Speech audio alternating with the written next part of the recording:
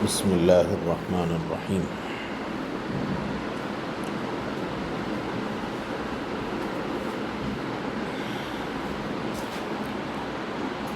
دیکھو، ہدیہ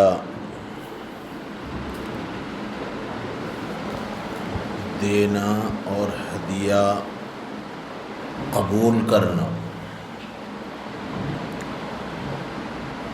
یہ دونوں بھی سنت ہیں۔ ہدیہ دینا بھی سنت ہے اور ہدیہ لینا بھی سنت ہے۔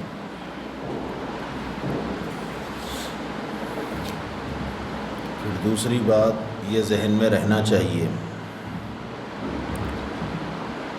کہ عام طور پر ہدیہ دینا، ہدیہ لینا یاد ہے، ہدیہ دینا عام طور پر یاد نہیں رہتا۔ تو یہ عمومی طور پر ہدیہ دینا سنت ہے، نہیں ہدیہ لینا سنت ہے، یہ تو سبھی کو یاد ہے، لیکن ہدیہ دینا بھی سنت ہے یہ عام طور پر یاد نہیں رہتا۔ اس لیے مکافات علیہا کا باب قائم کیا امام ترمذی رحمۃ اللہ علیہ نے، ہدیہ قبول کرنا بھی اور ہدیے کا بدلہ دینا بھی۔ مکافات کا مطلب ہے بدلہ دینا۔ پھر یہاں یہ ذہن میں رہنا چاہیے کہ ہدیے کا بدل یہ ضروری نہیں ہے کہ اسی جیسا ہو یا اس کے برابر ہو، کیونکہ ہدیے کی کوئی تعین نہیں ہے۔ ہدیہ تو دلی رجحان اور میلان کے ساتھ دی جانے والی چیز کا نام ہدیہ ہے۔ تو ضروری نہیں ہے کہ ہر دینے اور لینے والے کی حیثیت ایک جیسی ہو۔ دینے والا اپنی حیثیت کے مطابق دیا تو جو بدلہ دینے والا ہے ضروری نہیں ہے کہ وہ بھی اس کے برابر دے، بلکہ دینے والا اپنی حیثیت کے مطابق دے گا۔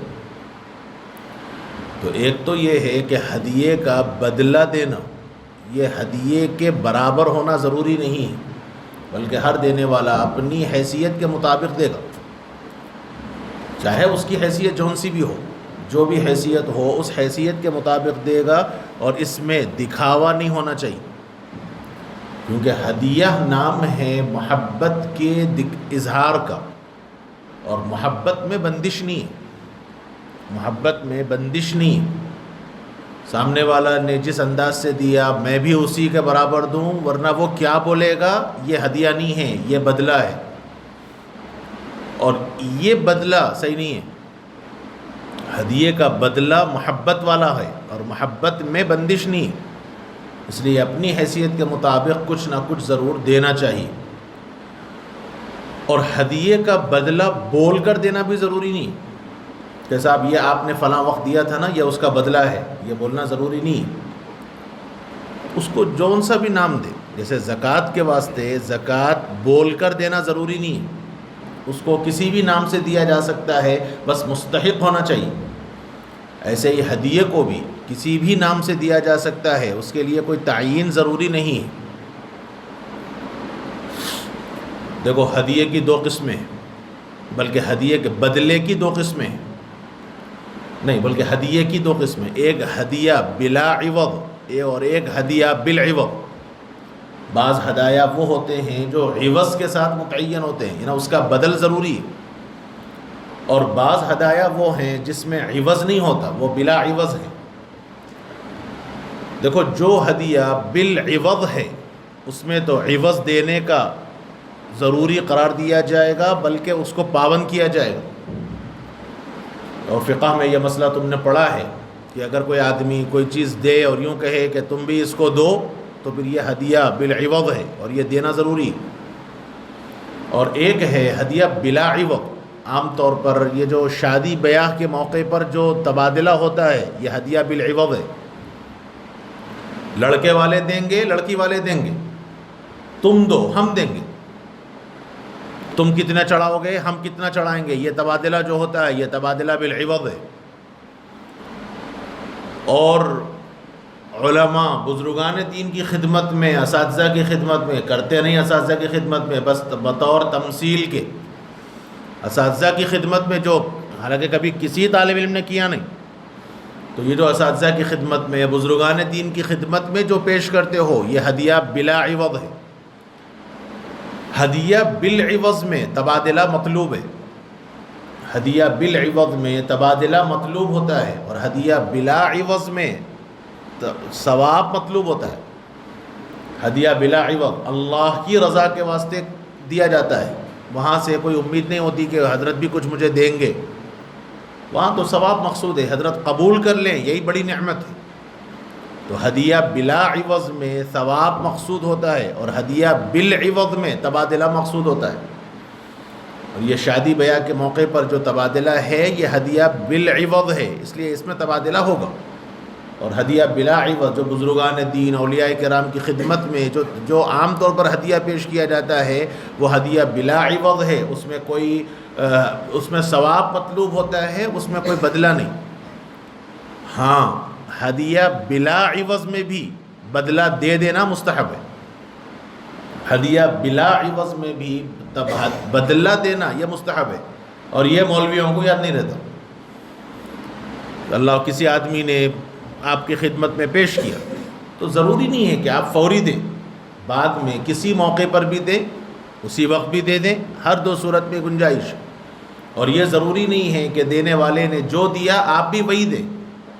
دیکھو اصل چیز ہے ضرورت مند کی ضرورت کو سامنے رکھ کر چیز دینا، یہ اصل کمال ہے۔ کہ آپ ہدیے کے طور پر کوئی چیز دے رہے ہیں اور اس کو جس چیز کی ضرورت ہے وہ چیز دینی چاہیے۔ دیکھو یہیں رک کر ایک بات یہ ذہن میں رکھو کہ آج کل لوگ، سبق سے ہٹ کے بات کہہ رہا ہوں، سب کی قربانی کے سلسلے میں ایک مسئلہ بہت اٹھا رہے ہیں معترضین مستشرقین کہ قربانی کا اصل مقصد غریبوں کی مدد ہے، لہذا اس زمانے میں گوشت کی ضرورت نہیں ہے تو گوشت دے کے کیا فائدہ، گوشت کیوں دے، اس کے بجائے دوسری چیز دو۔ اس کو پیسے کی ضرورت ہے، اس کے گھر میں راشن نہیں ہے اور آپ گوشت دے رہے ہیں تو وہ کیا پکائے گا، اس لیے پیسوں سے مدد کر دینا چاہیے۔ یہ مستشرقین یہ مسئلے کو بہت اٹھا رہے ہیں، اس لیے یہ بات جو عقل بظاہر عقل میں آنے والی چیز ہے کہ ہاں بھائی واقعتاً مقصود غریبوں کا فائدہ ہے تو فائدہ پیسوں کے ذریعے ہے، اور فقہاء نے علت بھی بیان کی ہے، انفع للفقراء، صدقے میں انفع للفقراء ہے، تو لہذا وہی بہتر ہے۔ تو یہ جہالت ہے، قربانی کا مقصد صرف امداد نہیں ہے، قربانی کا اصل مقصد عبادت ہے۔ تو جو مقصد ہے اس مقصد کو سامنے رکھنا چاہیے۔ اور ایک دوسرا موضوع آج کل بعض لوگ اٹھا رہے ہیں، اور بعض غلط فہمی میں ہمارے علماء بھی اس میں شریک ہیں، کہ قربانی کی کھال اس زمانے میں اس کی کوئی قیمت نہیں ہے، لہذا اس کو زمین میں دفن کر دینا چاہیے۔ یہ بعض ہمارے اندیکھے بعض ہمارے علماء بھی، اہل حق لوگ بھی اس مسئلے کو اٹھا رہے ہیں۔ گزشتہ سال تو باضابطہ بامبے میں مہاراشٹر کے کچھ علماء نے تو فتویٰ جاری کر دیا۔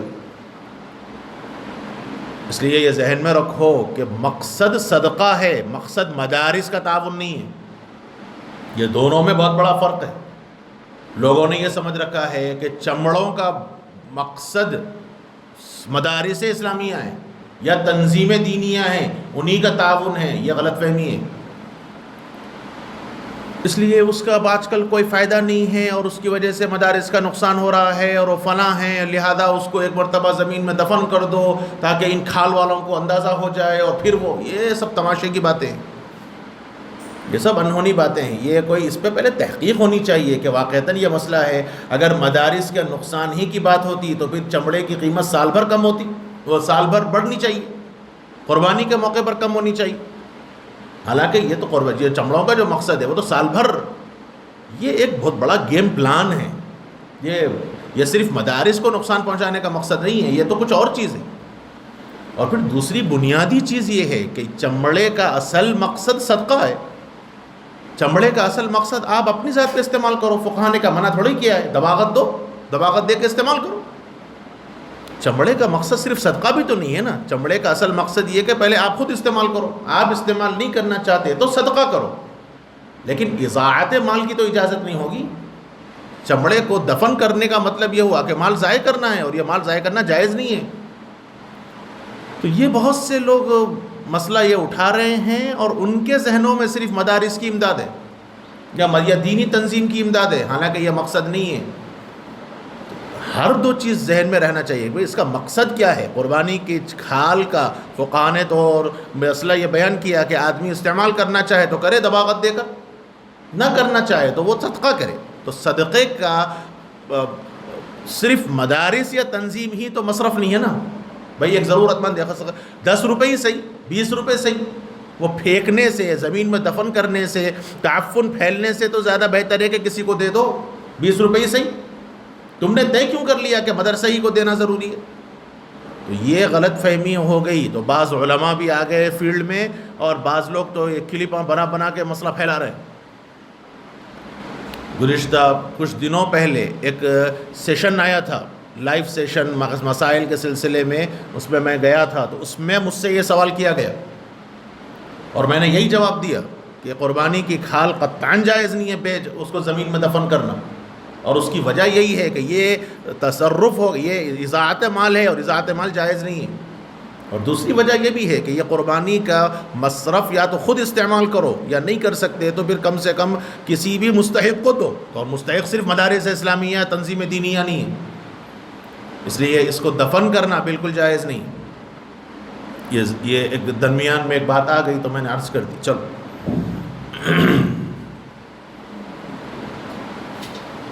قال حدثنا يحيى بن وارث بن خشرم قال حدثنا عيسى بن يونس عن ثابت عن ابي عن عائشة رضي الله تعالى عنها وعنهم ان النبي صلى الله عليه وسلم كان يقول الأنبياء ويصيب عليها. وفي الباب عن ابي هريرة وانس بن عمر وجابر رضي الله تعالى عنهم. دیکھو یہ ویثیب علیہا کا مطلب ہے حضور بدلہ دیتے تھے، اور یہ ضروری نہیں ہے کہ یہ بدلہ دینا فوری ہو، یہ بدلہ بعد میں بھی حضور دیتے ہوں۔ جی وفي الباب عن ابي هريرة وانس بن عمر وجابر رضي الله تعالى عنهم. هذا حديث حسن صحيح غريب من هذا الوجه لا نعرفه مرفوعا